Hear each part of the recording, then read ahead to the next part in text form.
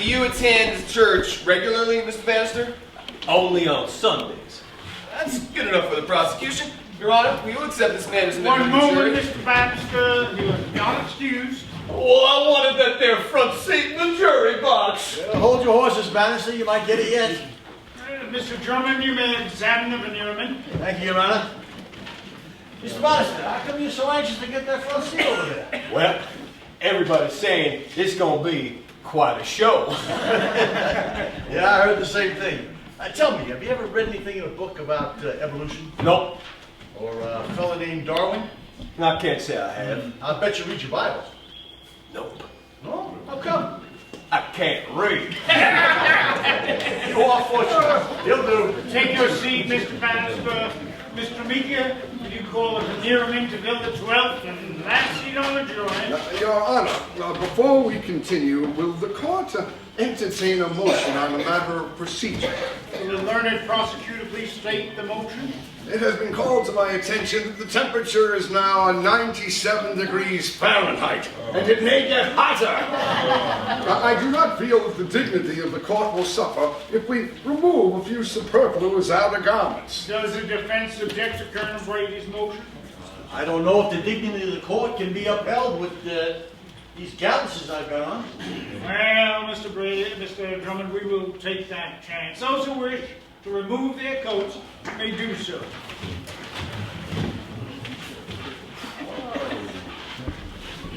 Is the counsel for defense showing us the latest fashion in the great metropolitan city of Chicago?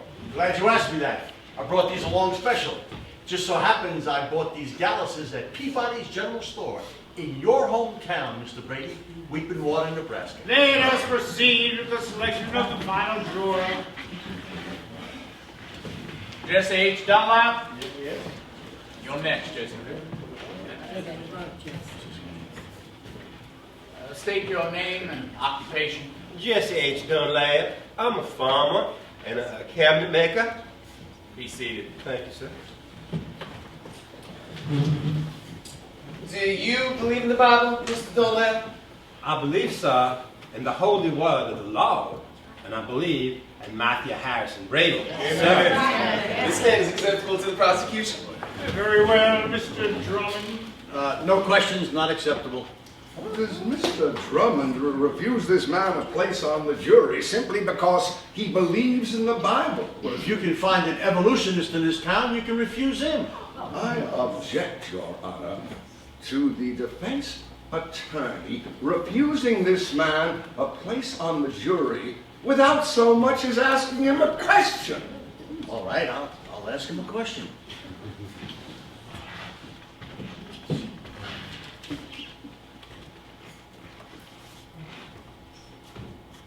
Hi, how are you? Kind of hard. Yeah, me too. Excused. You are excused from jury duty, Mr. Dunlap. I object to the note of levity which the counsel for the defense is introducing into these proceedings. Well, the bench agrees with you in spirit, Colonel Brady. And I object to all this damn colonel talk. I am not aware of Mr. Brady's military record. Well, he was made honorary colonel in the state's militia the day he arrived in Hillsborough. The use of this title will prejudice the case of my client. He calls up a picture of the prosecution astride a white horse, ablaze in the uniform of a militia colonel with all the forces of right and righteousness marshaled behind him. Well, what are we to do? Break him! Make him a private. I have no serious objection to the honorary title of Private Brady. Well, we can't take it back.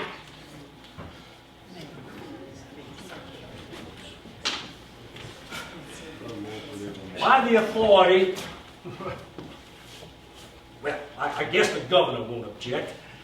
Mr. Drummond, I hereby appoint you temporary honorary colonel in the state militia. Gentlemen, I don't know what to say.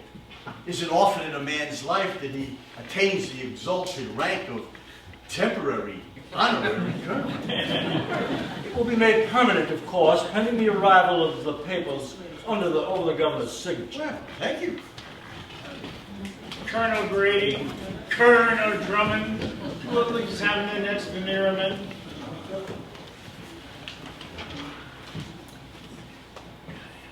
You're next. State your name and occupation. George Sillers. I work at the feed stove.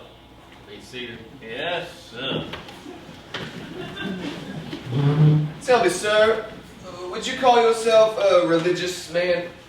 I guess I'm as religious as the next man. Well, in Hillsborough, sir, that means a great deal. Tell me, Mr. Silvers, do you have any children? Not as I know of.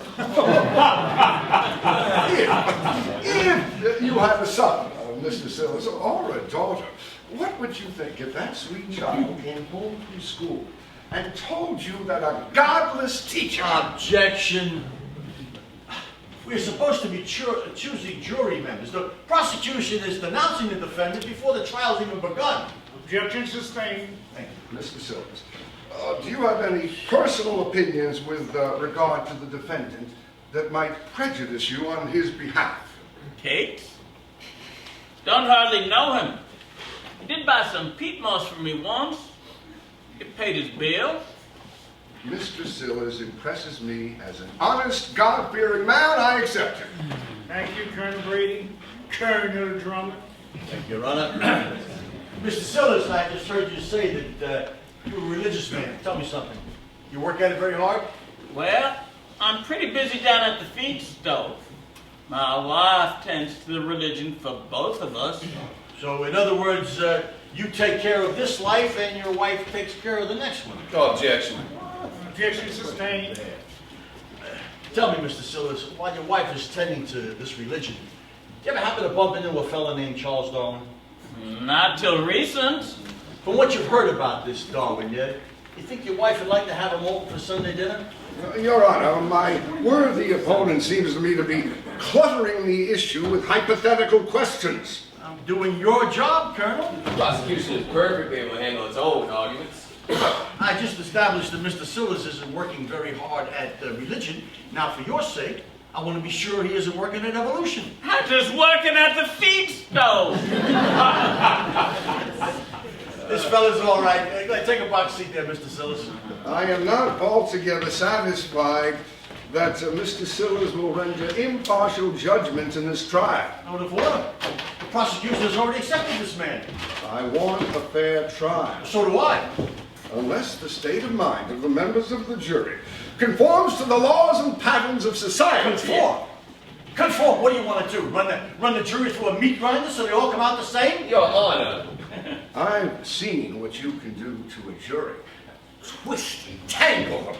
Nobody's forgotten the Endicott publishing case, where you made the jury believe the prosecution and the obscenity was in their own minds, not on the printed page. It was immoral what you did to that jury, tricking them. You think you can get away with that here? All I want is to prevent the clock stoppers from dumping a load of medieval nonsense into the United States Constitution. This is not a federal court. Well, damn it, you gotta stop them somewhere. Gentlemen, if you please, you are both out of order. Now, the court rules the jury has been selected. Owing to the lateness of the hour and the unusual heat, court is recessed until 10 o'clock tomorrow.